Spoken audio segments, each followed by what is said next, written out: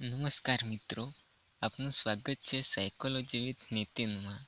આજે આપણે સમજીશું સાયકોલોજીમાં મનોવિજ્ઞાન એક વિજ્ઞાન છે. તેના વિશે આપણે વાત કરવાની છે આજે. તો મિત્રો, આ ટોપિક પર આગળ વધતા પહેલા આપણે થોડી મનોવિજ્ઞાનની હિસ્ટોરિકલ બેકગ્રાઉન્ડ જોઈ લઈશું. તો વિદ્યાર્થી મિત્રો, મનોવિજ્ઞાન તમે જાણતા હશો કે મનોવિજ્ઞાન એ એક તત્વજ્ઞાનની શાખા હતી, જેમાંથી તત્વજ્ઞાન વિષયમાંથી આ આપણો મનોવિજ્ઞાન વિષય છે તે અલગ પડેલો વિષય છે. આ જ્યારે તત્વજ્ઞાનની શાખા હતી ત્યારે તે કયા નામથી ઓળખવામાં આવતો હતો તે મિત્રો ખાસ નોટ કરી લેજો. તે માનસિક શાસ્ત્ર તરીકે ઓળખવામાં આવતો હતો. શું ઓળખવામાં આવતો હતો? માનસિક શાસ્ત્ર. હવે મિત્રો, જેમ જેમ સમય આગળ વધે છે તેમ તેમ વર્ષો બદલાય છે, સમય બદલાય છે, અને આ સમયની સાથે સાથે આપણા આ મનોવિજ્ઞાન વિષયમાં પણ ખૂબ જ ફેરફાર થાય છે વિદ્યાર્થી મિત્રો. અને સમય આવે છે 1879ની સાલ, જેમાં આપણા વિલિયમ વુન્ડ, જે મનોવિજ્ઞાનના પિતા તરીકે ઓળખવામાં આવે છે, તેમની એન્ટ્રી થાય છે. અને આવા સમયમાં આપણા જે વિલિયમ વુન્ડ છે તે એક મનોવિજ્ઞાનની એક પ્રાયોગિક શાળા ખોલે છે, જે લેબ કહેવામાં આવે છે, તે ખોલે છે. સાલ કઈ છે વિદ્યાર્થી મિત્રો?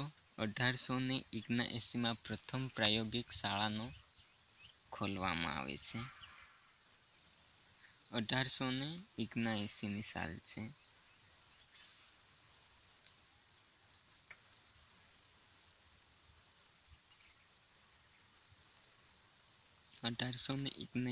સાલમાં પ્રથમ પ્રયોગશાળા ખોલવામાં આવે છે. 1879માં. હવે આપણે મનોવિજ્ઞાન સાયકોલોજીનો અર્થ સમજીશું.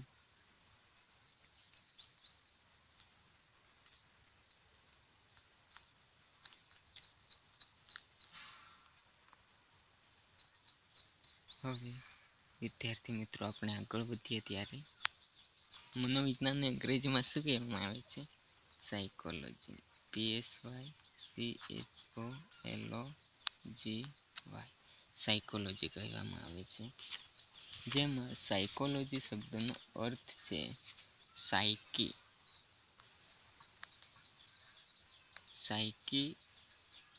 અને લોગોસ.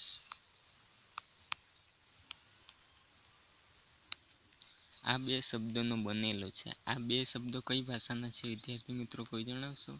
આ બે શબ્દો છે ગ્રીક ભાષાના શબ્દો છે. કઈ ભાષા?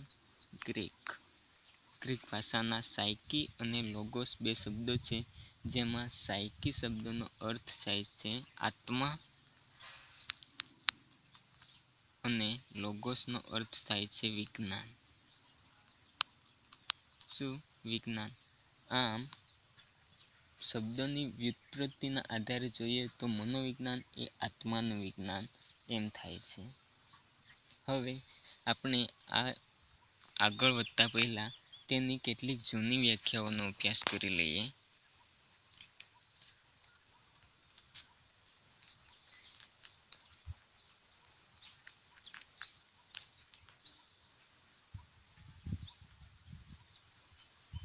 તેની જૂની વ્યાખ્યાઓ છે.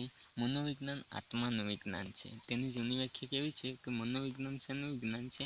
આત્માનું વિજ્ઞાન છે. આત્માનું. પછી તેની એક બીજી જૂની વ્યાખ્યા છે કે મનોવિજ્ઞાન મનનું વિજ્ઞાન છે.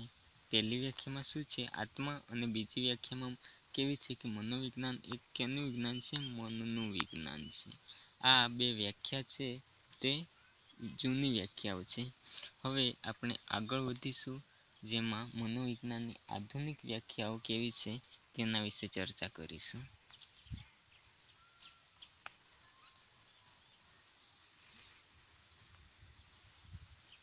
મનોવિજ્ઞાનની આધુનિક વ્યાખ્યાઓ. મનોવિજ્ઞાન માનવી અને પ્રાણીના વર્તનનું વિજ્ઞાન છે. મનોવિજ્ઞાન એ શું છે? માનવી અને પ્રાણીના વર્તનનું વિજ્ઞાન છે. આ વ્યાખ્યા આપી છે સીટી મોર્ગને. વિદ્યાર્થી મિત્રો, આપણે વ્યાખ્યા ખાસ યાદ રાખવાની છે કે મનોવિજ્ઞાન એ માનવી અને પ્રાણીના વર્તનનું વિજ્ઞાન છે. એક બીજી વ્યાખ્યા છે વિદ્યાર્થી મિત્રો કે મનોવિજ્ઞાન એ કેવળ વર્તનનું વિજ્ઞાન છે. મનોવિજ્ઞાન એ શું છે? ફક્ત ને ફક્ત વર્તનનું જ વિજ્ઞાન છે. આવું કોણ કહે છે? જે.બી. વોટસનની વ્યાખ્યા છે.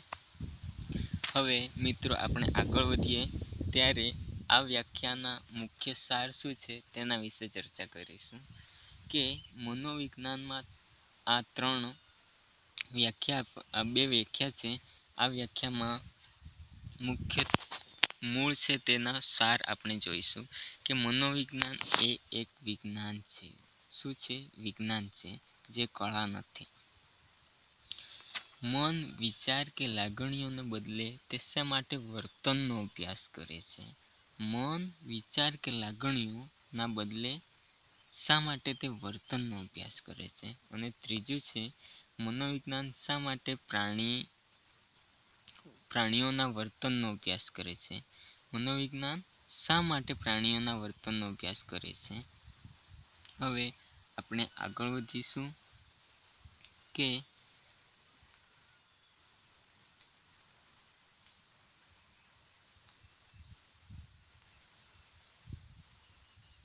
જેમાં પહેલું છે, મનોવિજ્ઞાન એ વિજ્ઞાન છે, કળા નહીં. તો વિદ્યાર્થી મિત્રો, મનોવિજ્ઞાન વિજ્ઞાન છે અને વિજ્ઞાન હોવાના નાતે તે માનવ વર્તનનો પદ્ધતિસરનો અભ્યાસ કરે છે. મનોવિજ્ઞાન વિજ્ઞાન હોવાના નાતે તે માનવ વર્તનનો વ્યવસ્થિત અભ્યાસ કરે છે. જેમાં તે વ્યવસ્થિત નિરીક્ષણ, માપન અને પ્રયોગ પદ્ધતિ જેવી વૈજ્ઞાનિક દ્વારા માનવ વર્તનની સમજૂતી પ્રાપ્ત કરે છે. તો મિત્રો, કોઈ પણ વિષયને વિજ્ઞાન ક્યારે કહેવામાં આવે કે તેમાં જ્યારે સિસ્ટમેટિકથી કાર્ય થતું હોય ત્યારે તેને વિજ્ઞાન કહેવામાં આવે છે. અને આ મનોવિજ્ઞાન વિષયમાં વ્યવસ્થિત નિરીક્ષણ પણ થાય છે, પ્રયોગો પણ થાય છે, યોગ્ય રીતે માપન પણ થાય છે. તેથી તેને એક વિજ્ઞાન તરીકે ઓળખવામાં આવે છે. હવે જેમાં બીજો શબ્દ છે કળા નહીં. તો વિદ્યાર્થી મિત્રો, આપણે જાણવું જોઈએ કે કળા કોને કહેવામાં આવે. તો મનોવિજ્ઞાન એ એક કળા નથી, કારણ કે કોઈ પણ બાબત અંગેનું કૌશલ્ય કળા છે. કૌશલ્ય હોય તો કળા છે એવું કહેવામાં આવે. જે વિશેષ કરીને મહાવરો, અભ્યાસ અને અનુભવોમાં પરિણામે કલાનો વિકાસ થાય છે. જેમાં ખાસ કરીને શું હોય છે? એક તો મહાવરો છે, અનુભવ, આ બધાને લીધે એક કળાનો વિકાસ થતો હોય છે. કોઈ પણ ક્ષેત્રમાં લાંબા સમયનો મહાવરો તે ક્ષેત્રમાં કળાનો વિકસતો હોય તેમ લાગે છે. આવું મનોવિજ્ઞાનના ક્ષેત્રે પણ બને છે મિત્રો. તેઓ પોતાના ક્ષેત્રે ખૂબ જ કુશળતાપૂર્વક કાર્ય કરતા હોય છે.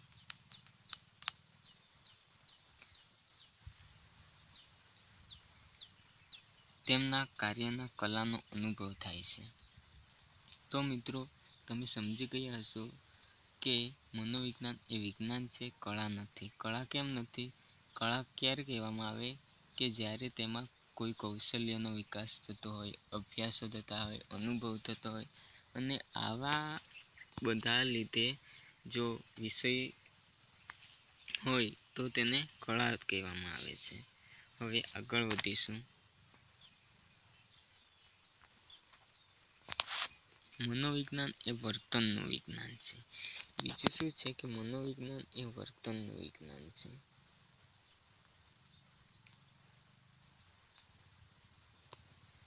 મનોવિજ્ઞાન એ વર્તનનું વિજ્ઞાન છે. હવે મનોવિજ્ઞાનને વર્તનના નિરીક્ષણો અને માપનમાં રસ છે. મનોવિજ્ઞાનને શું છે? વ્યક્તિના વર્તન છે, આ વર્તનનું નિરીક્ષણ કરવામાં અને તેને માપન કરવામાં રસ ધરાવે છે. વર્તન શબ્દને અનેક રીતે પ્રયોજવામાં આવે છે. આમાં આપણે જોઈ શકીએ તો લખવું છે, વાંચવું, સૂવું, હસવું જેવી માનવીની વિવિધ બાહ્ય પ્રવૃત્તિઓ. કેવી? બાહ્ય પ્રવૃત્તિઓ અથવા વિચારવું, કલ્પના કરવી, આવેગ અનુભવો વગેરે જેવી માનવીની આંતરિક પ્રવૃત્તિઓ એમ થાય છે. બાહ્ય પ્રવૃત્તિઓ અથવા આંતરિક પ્રવૃત્તિઓ. આંતરિક પ્રવૃત્તિઓ એટલે શું? કે જેમાં આપણા શરીરની અંદર આંતરિક અવયવોમાં પ્રતિક્રિયામાં ફેરફાર થાય. દાખલા તરીકે આપણે ગુસ્સામાં હોઈએ તો આપણો ચહેરો લાલ થઈ જાય, આંખો પહોળી થઈ જાય, હૃદયના ધબકારા વધી જવા, લોહીનું પરિભ્રમણ ઝડપી થઈ જવું. આ બધું શું છે? આંતરિક પરિવર્તન છે.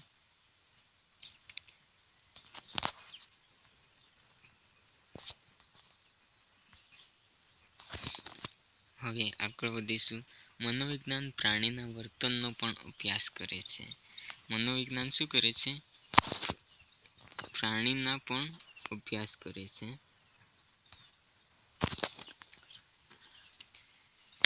મનોવિજ્ઞાન માનવ વર્તનની વધુ સારી સમજૂતી પ્રાપ્ત કરવા પ્રયત્નશીલ છે, પરંતુ તેને મર્યાદામાં રહીને અભ્યાસ કરવો પડે છે.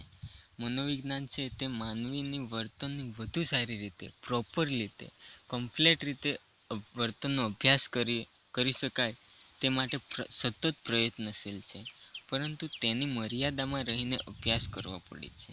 અને કેટલીક બાબતોનો અભ્યાસ માનવી પર કરી શકાતો નથી.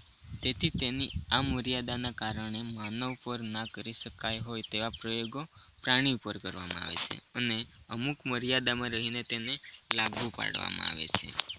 વિદ્યાર્થી મિત્રો, અહીં હવે સમજીશું કે કોઈ પણ પ્રયોગ છે, આ બધા જ પ્રયોગો માનવી ઉપર નથી કરવામાં આવતા. કેમ નથી કરવામાં આવતા? કે તે જે વાસ્તવિક જીવન સાથે જોડાયેલા હોય છે, જેના પરિણામે માનવી પર શક્ય નથી. દાખલા તરીકે આપણે એક બાળકનો અભ્યાસ કરવો છે, માંથી વિખૂટા પડેલા બાળકનો અભ્યાસ કરવો છે, તો આ અભ્યાસમાં આપણે નાના બાળકને પ્રયોગ કરવા માટે જ તેને માતાથી અલગ કરી દઈએ તો આ એક યોગ્ય નથી. તેના માટે પછી શું કરવામાં આવે છે? પ્રાણીઓ, ઉંદર, બિલાડી, કૂતરા પર આવા પ્રયોગો કરવામાં આવતા હોય છે અને આ પ્રયોગો અમુક અંશે તેના પરિણામો છે તે પછી માનવ પર લાગુ કરવામાં આવતા હોય છે. તો આ થઈ આજનું ક્લાસ. વિદ્યાર્થી મિત્રો, વિડીયો ગમ્યો હોય તો લાઈક શેર કરતા જાજો. લાઈક શેર સબસ્ક્રાઈબ ચેનલને કરી લેજો. Thank you.